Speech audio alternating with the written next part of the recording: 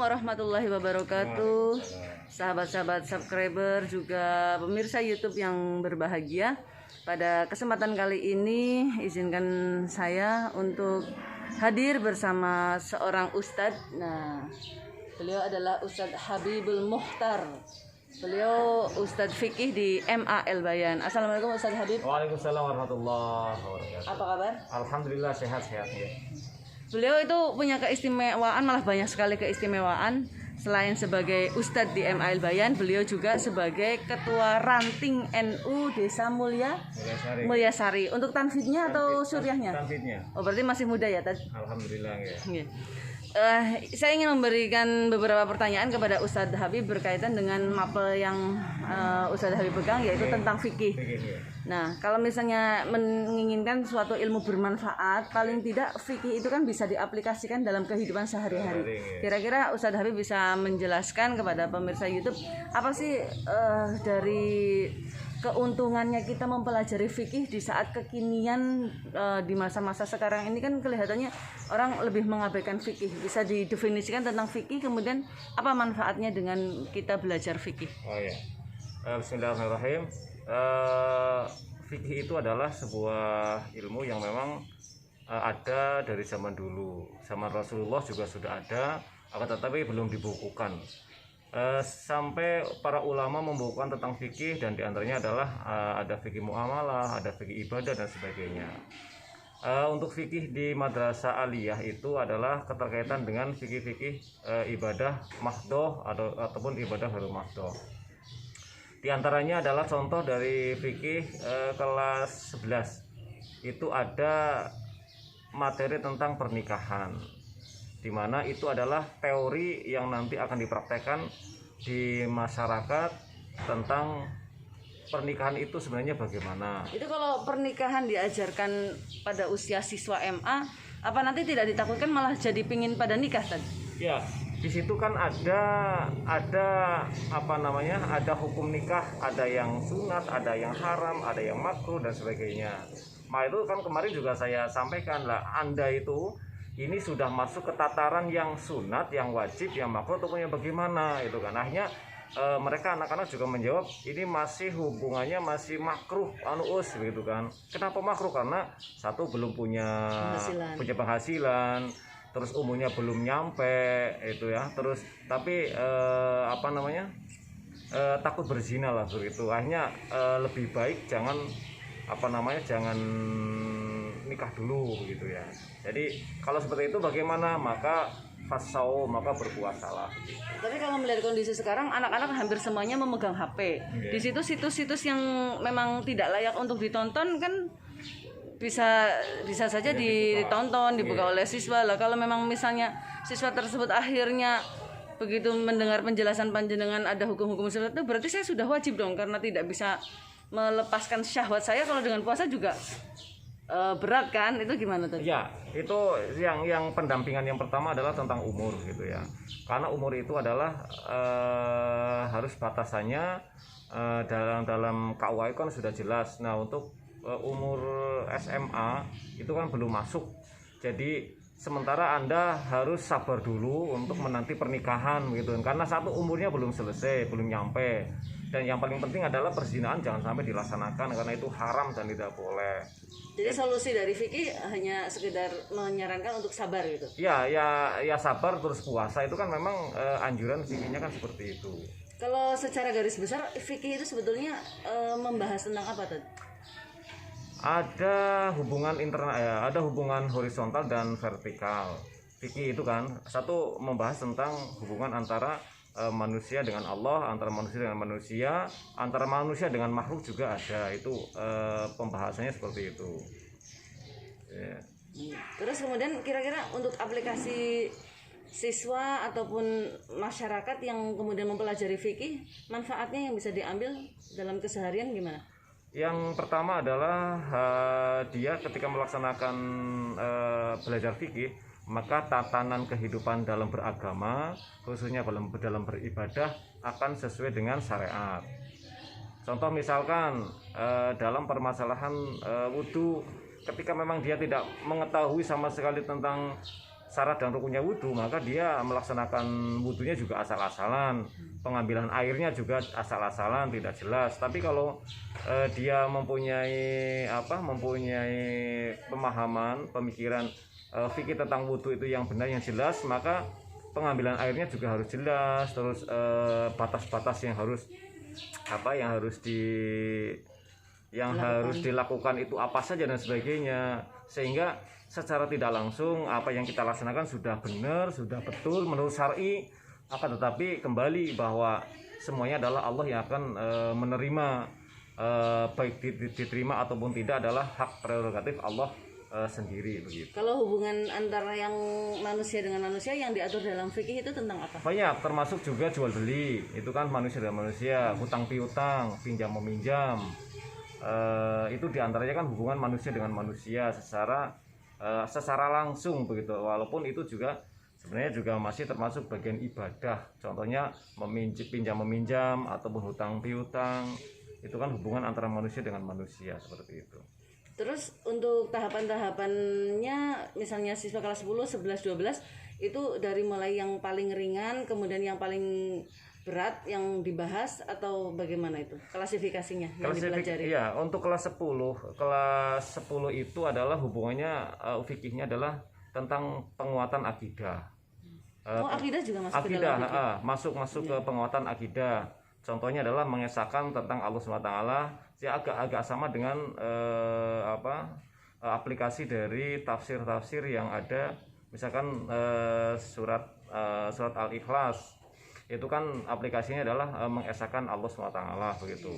Di situ juga ada penguatan akidah dalam pelajaran fikih. Tapi kalau sudah terus nanti untuk semester selanjutnya adalah tentang aplikasi dari muamalah seperti jual beli, hutang piutang, terus permasalahan bank dan sebagainya. Itu sampai hukum-hukum bank ya. Sampai hukum-hukum bank dan sebagainya. Terus untuk kelas terakhir 12. Untuk kelas 12 itu sekarang itu adalah sedang membahas tentang semester kedua, itu adalah tentang usul fikih.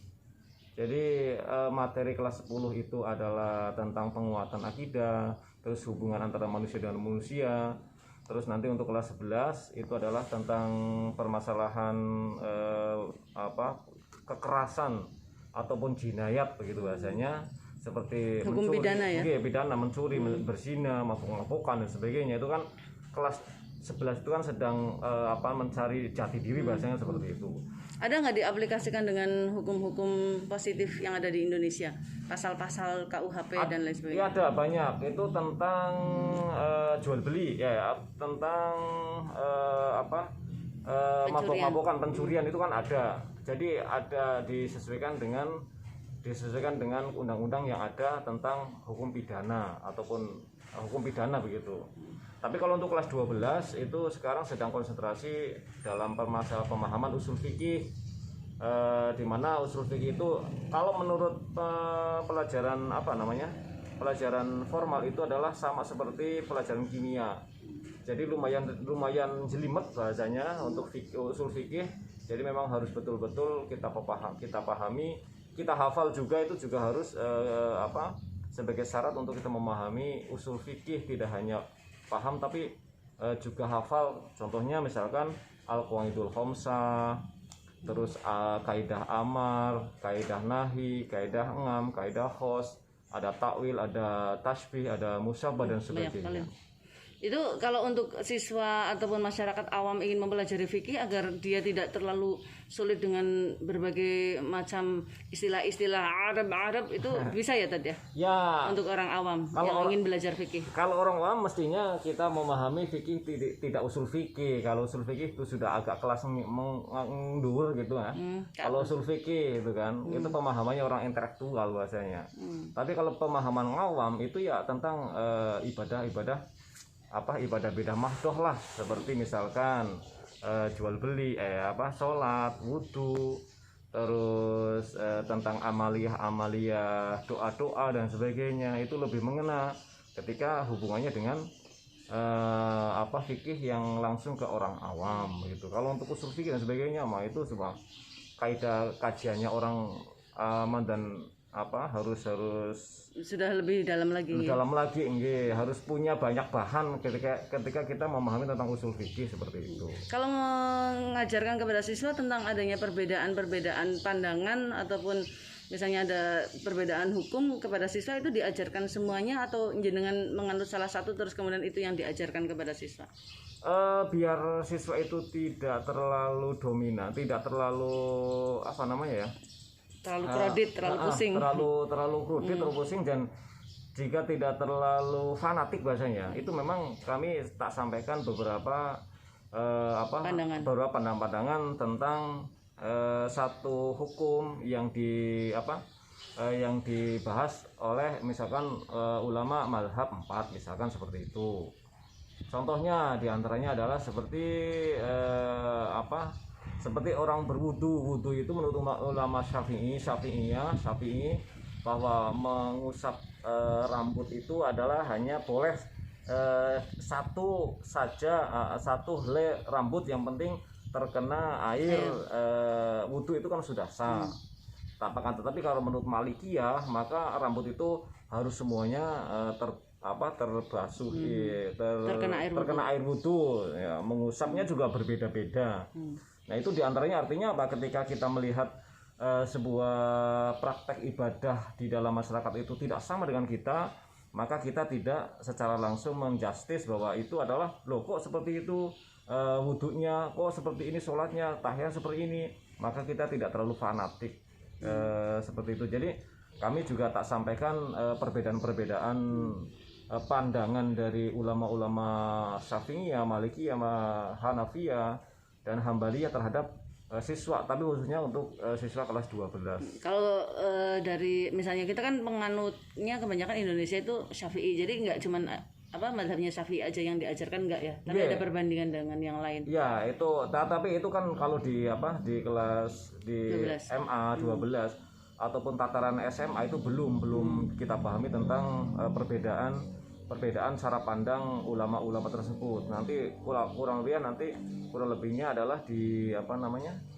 di perguruan tinggi, karena pola pikir dari SMA itu kan belum setinggi perguruan tinggi. Jadi ya tetapi tak sampaikan sedikit-sedikit begitu. Tips-tips mudah dari Ustadz Habib untuk pemirsa YouTube juga para subscriber agar bisa lebih mudah memahami fikih tidak pakai jelimet, ada nggak Ted? Sulit juga, itu kan, karena yang namanya ilmu tetap harus jelimet begitu, nggak bisa secara mudah ini itu nggak bisa, tetap harus jelimet, harus pusing itu kan, nggak bisa. Jadi harus tetap dengan praktek ya Ted ya? Betul, dengan yang diantaranya adalah hafalan itu juga penting sekali untuk kita menuju ke pemahaman. Jadi nggak ada yang mudah, ilmu itu nggak ada yang mudah gitu. Harus tetap mau berakit-rakit ke hulu gitu. Leres begitu. Itu saja mungkin sahabat-sahabat subscriber juga pemirsa YouTube. Terima kasih Ustadz Habib untuk waktunya, ilmunya. Terima Ini kasih. insya Allah akan sangat bermanfaat bagi kita semuanya. Amin. Dan mudah-mudahan Ustadz Habib juga selalu sehat. Amin. Kemudian Amin. diberi kelancaran rezeki. Amin. Kemudian bisa ibadah haji ya tadi. Amin. Dan terutama beliau juga adalah alumni MA Bayan, itu yang perlu diingat. Ini sebagai suri tauladan bagi yang lainnya. 96. Tahun 96 Iya, teman-temannya juga banyak di luar gitu. Oh, gitu. Mudah-mudahan Ustadz Habib selalu sehat. Kemudian kita doakan semua guru-guru yang ada di madrasah, khususnya di MA Bayan dan dimanapun berada, para tenaga pendidik untuk selalu semangat ya, selalu sehat, bisa memberikan pencerahan ilmunya kepada para siswa. Itu saja yang bisa kami sampaikan untuk kali ini. Jangan lupa untuk komen, like, subscribe channelnya Faiko Subki. Terima kasih. Wassalamualaikum warahmatullahi wabarakatuh.